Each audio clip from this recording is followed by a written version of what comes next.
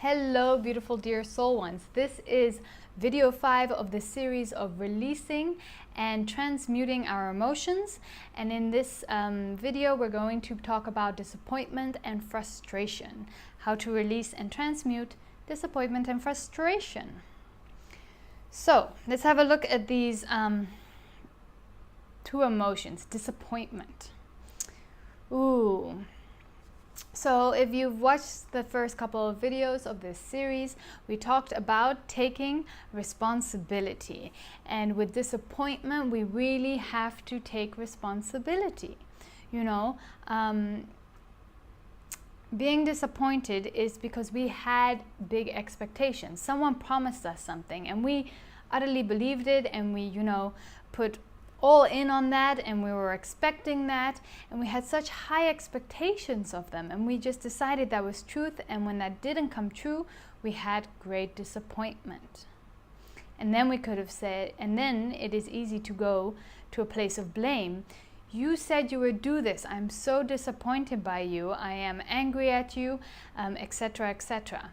And that is an unhealthy insight to have, because that person, first of all, that person didn't do anything. That person tried to just be themselves, express themselves, and do the best that they could that day. Perhaps, they shouldn't overpromise. Perhaps they should do this or that, but that is their stuff and their stuff to work on. Nothing got to do with us. Where we take responsibility is to not have big expectations, to not have huge expectations on other people and put that pressure on other people, and thus we don't feel disappointed. So when someone says, let's go to the movies tonight, and then we're so excited and we're so set, and then and then it got canceled. And we're so disappointed because we're so looking forward and we had so much expectations of how it was going to be, what we were going to do, and that you really needed it, and all of this stuff. And then that disappointment can even turn into anger or frustration with that friend.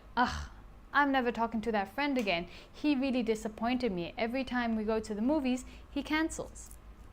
Perhaps that friend is going through a really hard time. Perhaps it wasn't the night for it. Perhaps you're going to have an even better night on your own, because that's what universe is asking of you.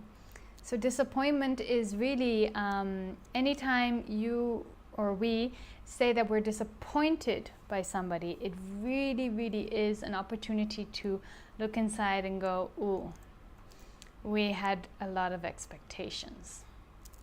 I had a lot of expectations. My expectations are too high. I talk about this in another video about know your truth. So we can know our truth. This person is going to give us a food. Okay, we're going to know that and be totally okay with that. But at the same time, we're also very detached from it. If the food doesn't come and he doesn't come to give me that food, I'm okay with that too.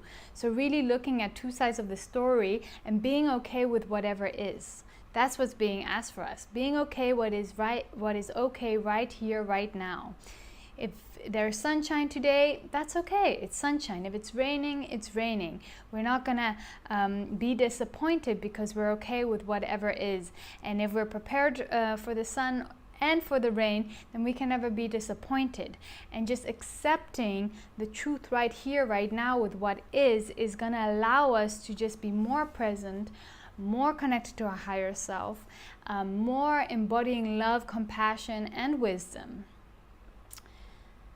Disappointment, yes, is a very negative emotion that doesn't help us, and it also keeps us in the past, right? It doesn't bring us right here. We're disappointed about something that you did, but really we had high expectations about something that you did. And if we're still going on and on with those things in our mind, we haven't really let go of the past. So then it's an opportunity to see how can we heal that? How can we push through, have feeling disappointment?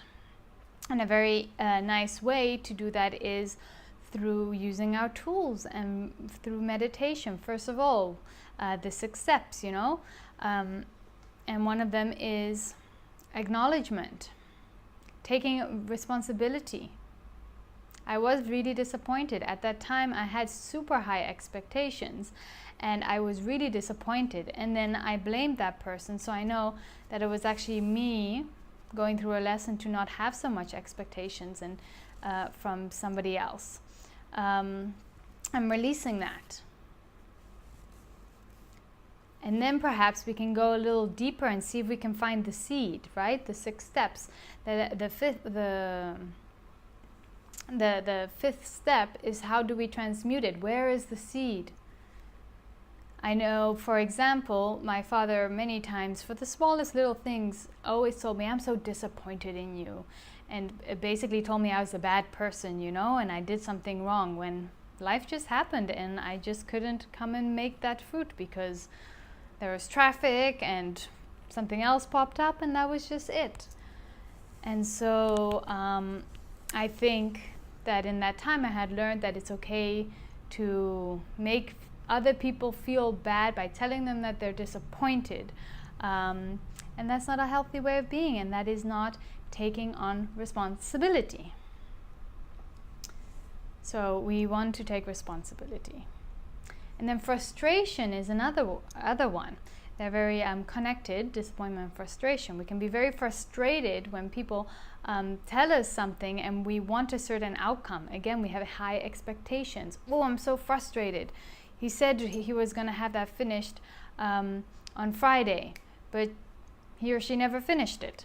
So I'm really frustrated, you know, because you had your expectations. You were set in a certain way. You're very rigid in your ways and you weren't flexible. And usually frustrations come up. This is an important little one. Usually frustrations come up when we do those same things.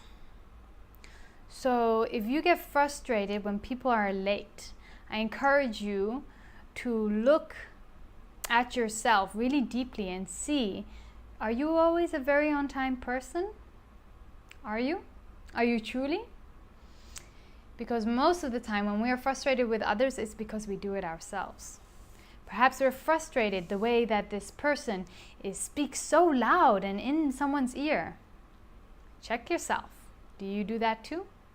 Perhaps we're so frustrated when we see someone being really mean to their kids and we judge it and we're like, ugh, wait a minute, do we do that too?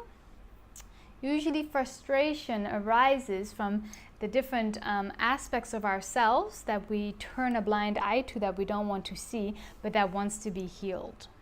So feeling frustrated is an opportunity for growth and healing. So whenever we feel frustrated, it's time to mirror and see, oh, wait a minute, do I do that too? Be really honest. You know, really take the time to go within and see, do I really do that too? And it's an opportunity for growth. And it's, again, expectations. Having such high expectations for other people. And letting go of that. Being okay with what is right now. I think this is all for disappointment and frustration. Again, these are just little introductory videos that may be of use. So sending lots of love and wishing you all a beautiful day. Bye.